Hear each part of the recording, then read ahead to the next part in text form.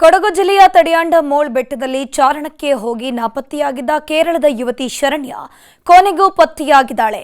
4 ದಿನಗಳಿಂದ ದಟ್ಟಾರಣ್ಯದಲ್ಲಿ ಆಹಾರವಿಲ್ಲದೆ ಕೇವಲ 1 ಬಾಟಲಿ ನೀರಿನ ಸಹಾಯದಿಂದ ಬದುಕಿದ ಈ ಸಾಹಸಿ ಯುವತಿ ನಗುಮೊಗದಲ್ಲೇ ಕಾಡಿನಿಂದ ಹೊರಬಂದಿದ್ದಾಳೆ.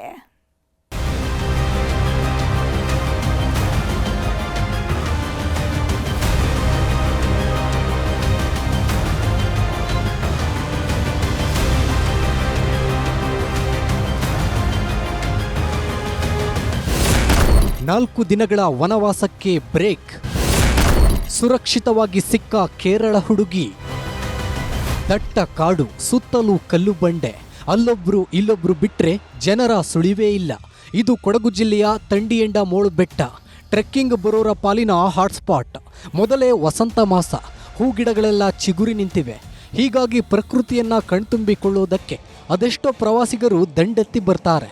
ಆದರೆ ಈ ಜಾಗ ನೋಡೋದಕ್ಕಿಷ್ಟು ರೋಮಾಂಚನಕಾರಿಯೋ ಅಷ್ಟೇ ಡೇಂಜರಸ್. ಟ್ರೆಕ್ಕಿಂಗ್ ಮಾಡುವಾಗ ಮೈಯೆಲ್ಲ ಕಣ್ಣಾಗಿರಬೇಕು. ಈ ದಟ್ಟ ಕಾನನಕ್ಕೆ ಒಬ್ಬಂಟಿಯಾಗಿ ಕಾಲಿಟ್ಟವಳೇ ಈ ಶರಣ್ಯ. ಕೇರಳದಿಂದ ಕಾಡಿಗೆ ಒಬ್ಬಂಟಿಯಾಗಿ ಬಂದವಳು ಈಗ ಕಣ್ಮರೆಯಾಗಿದ್ದಾಳೆ. ಸೋಲೋ ಟ್ರೆಕ್ಕಿಂಗ್ಗೆ ಹೊರಟವಳು ಎಲ್ಲೋದ್ಲು ಏನಾದ್ಲು ಒಂದೂ ಗೊತ್ತಿಲ್ಲ.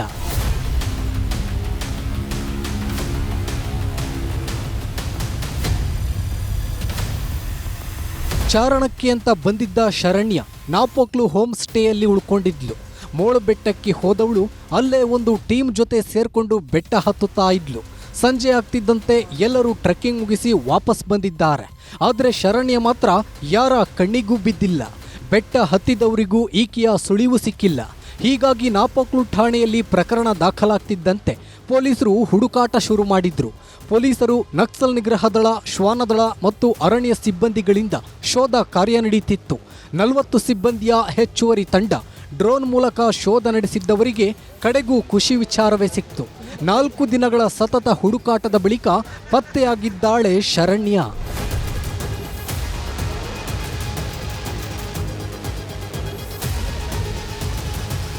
ಶರಣ್ಯ ಪತ್ತೆಗಾಗಿ 4 ದಿನಗಳಿಂದ ಅವಿರತ ಶ್ರಮಿಸಿದ ಪೊಲೀಸ್, ಅರಣ್ಯ ಇಲಾಖೆ, ಗ್ರಾಮಸ್ಥರು ಮತ್ತು ಆಧುನಿಕ ಉಪಕರಣ ನೀಡಿದ ರಾಜ್ಯ ಸರ್ಕಾರಕ್ಕೆ ಧನ್ಯವಾದ ಮತ್ತು ಅಭಿನಂದನೆ ಸಲ್ಲಿಸಿದ್ರು ಶಾಸಕ as Ponnanna.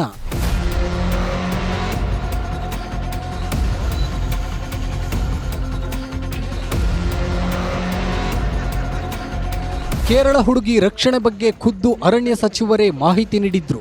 CM Siddaramaiah, AICC ಪ್ರಧಾನ ಕಾರ್ಯದರ್ಶಿ ಕೆಸಿ ವೇಣುಗೋಪಾಲ್ ಅವರು ಆ ಹುಡುಗಿ ಪತ್ತೆ ಮಾಡಲೇಬೇಕು ಎನ್ನುವ ಒತ್ತಡ ನನ್ನ ಮೇಲೆ ಹೇರಿದ್ರು.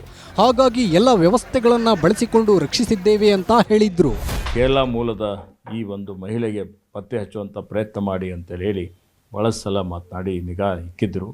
ಹೀಗಾಗಿ ಎಲ್ಲರ ಒಂದು ಅಭಿಲಾಷೆ ಇತ್ತು, ಎಲ್ಲರ ಒಂದು ಸಹಕಾರ ಇತ್ತು. ನಮ್ಮ ಅರಣ್ಯ ಇಲಾಖೆ ಮುಂಚೂಣಿ ಏನು ಸಿಬ್ಬಂದಿಗಳಿದ್ದಾರೆ, ಪೊಲೀಸ್ ಇಲಾಖೆ ಸಿಬ್ಬಂದಿಗಳಿದ್ದಾರೆ, ಅವರೆಲ್ಲರೂ ಬುಡಕಟ್ಟು ಸಮುದಾಯದರು ಭಾಳ ಶ್ರಮ ಮಾಡಿದ್ದಾರೆ. ಅವರೆಲ್ಲರಿಗೆ ಹೃದಯಪೂರ್ವಕ ಅವರಿಗೆ ನಾನು ಧನ್ಯವಾದಗಳನ್ನು ಅರ್ಪಿಸ್ತಾ ಇದ್ದೇನೆ.